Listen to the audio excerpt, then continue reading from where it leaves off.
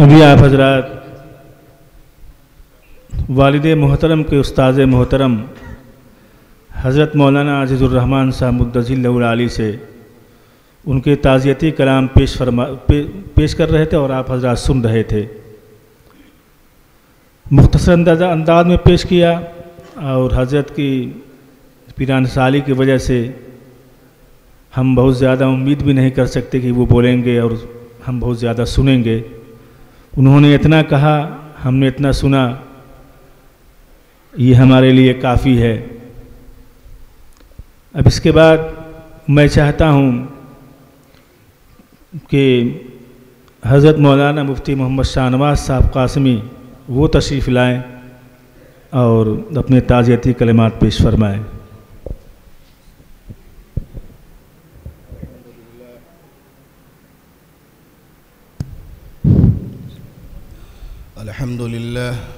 अल्हम्दुलिल्लाह रब्बिल आलमीन वस्सलातु वस्सलामु अला अशरफिल अंबियाइ वल मुरसलीन अम्मा बाद।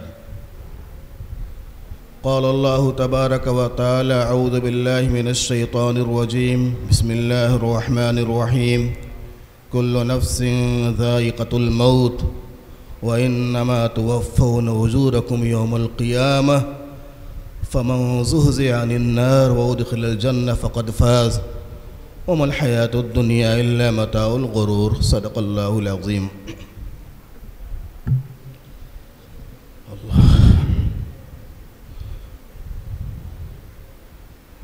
मुअज़्ज़ज़ बुज़ुर्गों, मेरे अपने गाँव के नौजवान मुखलिस दोस्तों और साथियों,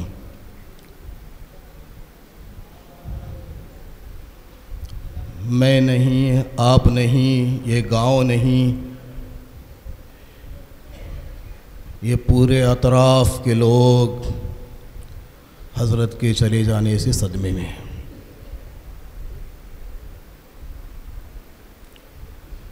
नुकसान कितना बड़ा नुकसान हुआ मैं नहीं कह पाऊँगा कि उसको आप और हम अल्फाज में बयान कर सकते हैं। 12 तारीख को रात में 11:31 पर तैयब का फ़ोन आया। सिर्फ 14 सेकंड बात हुई, उन्होंने कहा कि वालिद साहब का इंतकाल हो गया। इतना कहना था कि जैसे महसूस हुआ बिजली गिरी, घर से बाहर निकला, 2 मिनट में सारे लोग इकट्ठा हो गए और देखते ही देखते सब लोग मोहम्मदाबाद पहुंच गए और उस तकलीफ़ और सदमे को अल्फाज में नहीं बयान कर सकते। कितना सदमा, कितनी तकलीफ़ आपको ही वो आप जानते हैं, गांव को ही गांव जानता है। उस रात कुछ लोग वहाँ पहुँचे और कुछ लोग फ़ौरन मदरसे में भाग करके आए। अल्लाह करे कि हर गांव में ऐसे ही नौजवान बच्चे पैदा हों। इस गांव के नौजवान रात में मदरसे में इकट्ठा हुए और उनको अंदाज़ा था कि हज़रत की शख्सियत अतराफ़ की शख्सियत नहीं थी बल्कि इंटरनेशनल लेवल पे थी। मैं बतलाऊँगा आपको। उसके इंतज़ामात करना, लोगों के आने के जाने के और उनके लिए आसानियाँ करना, क्या हो सकता है। हम लोगों से ज़्यादा इन नौजवानों को, इन बच्चों को फ़िक्र थी, चूँकि हज़रत को भी इन नौजवानों की बहुत फ़िक्र रहा करती थी। वो बारहा अपनी तकरीर में, अपने वाज़ में, जुमा के दिन भी, ईद के दिन भी कहा करते थे किसी भी तरीके से पढ़ने और पढ़ाने का माहौल बन जाए। –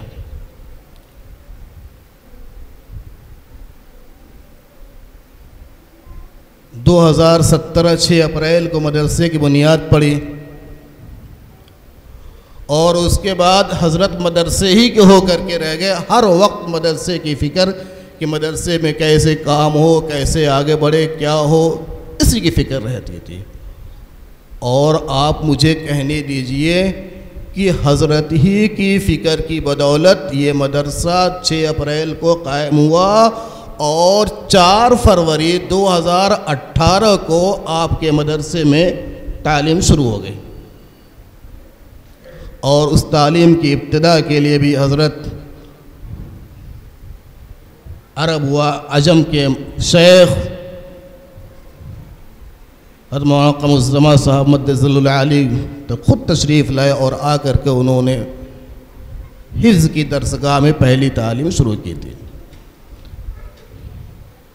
और बारहा हज़रत को फ़िक्र रहा करती थी कि किस तरीक़े से यहाँ गाँव के निज़ाम तालीम को बेहतर बनाया जाए। और कहते थे हज़रत कि मुझे अपने अतराफ़ की फ़िक्र है, मैं ये नहीं चाहता कि मेरे यहाँ इतने दूर के बच्चे आए, इतनी दूर, बस मैं ये चाहता हूँ कि मेरे अतराफ़ में इल्म की रोशनी फैले।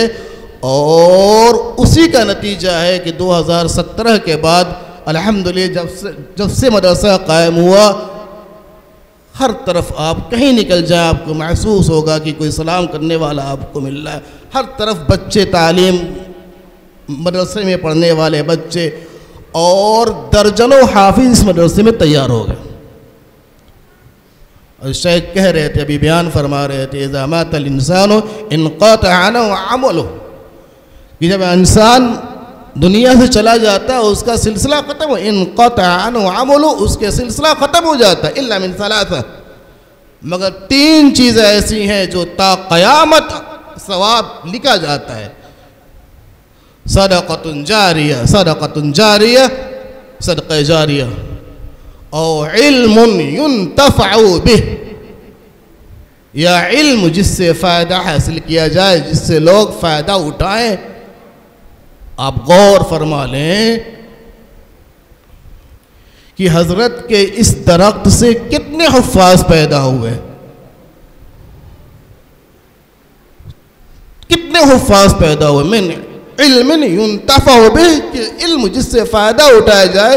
अब बताएं कि हज़रत के इल्म की बुनियाद पर कितना कितना फ़ायदा पहुँच रहा है। अभी हाफिज़ तैयब सा तज़किरा कर रहे थे, मौलाना आरिफ साहब मद्दज़ल्लुल आली, उस्ताद दारुल उलूम देवबंद, हज़रत के वो शागिर्द रशीद हैं, दारुल उलूम देवबंद में पढ़ाते हैं। मेरी मुलाकात हज़रत से हरम मक्की में हुई। वो बताने लगे कि मैंने एक हदीस की किताब लिखा है, और वो किताब अफ्रीका में दाखिले निसाब है, और इत्तेफाक से ज़ुयूफ़ुर रहमान यहाँ से जाते हैं, बादशाह की तरफ से हुज्जा जाते हैं, हज़रत को भी बुलाया गया, मौलाना आरिफ साहब जो आपके शागिर्द रशीद हैं उनको भी बुलाया गया, तो वो भी गए थे। और जब उस अफ्रीका के आदमी ने उनसे तज़किरा किया कि हमारे यहाँ एक किताब है, हम पढ़ाते हैं, मौलाना आरिफ साहब उसके मुसन्निफ़ हैं, उन्होंने कहा कि अंतारिफ मैंने आरिफ, तुम्हें मालूम है कि आरिफ कौन है? उन्होंने कहा ना आरिफ, आरिफ मैं हूँ। आरिफ कहते ही वो जो अफ्रीकी थे वो उनके हाथ चूमने लगे, पेशानी चूमने लगे।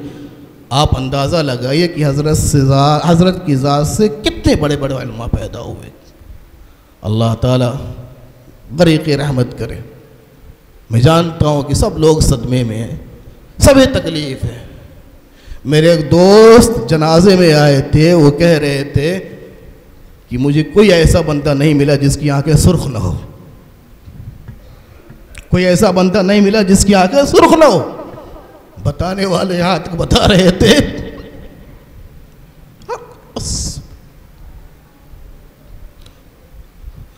हमें चाहिए, आपको चाहिए कि दुआ मग़फ़िरत करें, अल्लाह ताला हज़रत की कब्र को नूर से भर दे, उनकी कब्र को हद्दी निगाह तक कुशादा कर दे। अलबत्ता जो हज़रत की फ़िक्र थी, हज़रत की चाहत थी, उसके बारे में सबको सोचना चाहिए, कोशिश करना चाहिए। अल्लाह ताला से दुआ करें, अल्लाह ताला हज़रत के लगाए हुए दरख्त को और आगे बढ़ाए। अभी जल्दी की बात है, 28 जनवरी को 3 हाफिज़ पैदा आपके मदरसे से निकले थे, और अल्हम्दुलिल्लाह 3 हाफिज़ और तैयार हो रहे हैं। ये सब इखलास की नहीं, इखलास, जिस काम के अंदर इखलास हो वो ऐसे फल देता है जिसका अंदाज़ा भी आप नहीं कर सकते, ऐसे फल दे जाए जिसका आप अंदाज़ा भी नहीं कर सकते हैं। ये सब इखलास की बरकत है कि इतनी मामूली मुद्दत में इतने आगे आप बढ़ गए। अल्लाह ताला आप हजरात के जज्बे को सलामत रखे, आपको सब्र दे और अल्लाह ताला हजरत के दर्जात को बुलंद फरमाए। बस इससे आगे नहीं कुछ कह पाऊँगा। अल्लाह ताला हजरत की मग़फ़िरत फरमा दे, उनकी कब्र को जन्नत का बाग़ बना दे। वमा अलैना इल्लल बलाग़।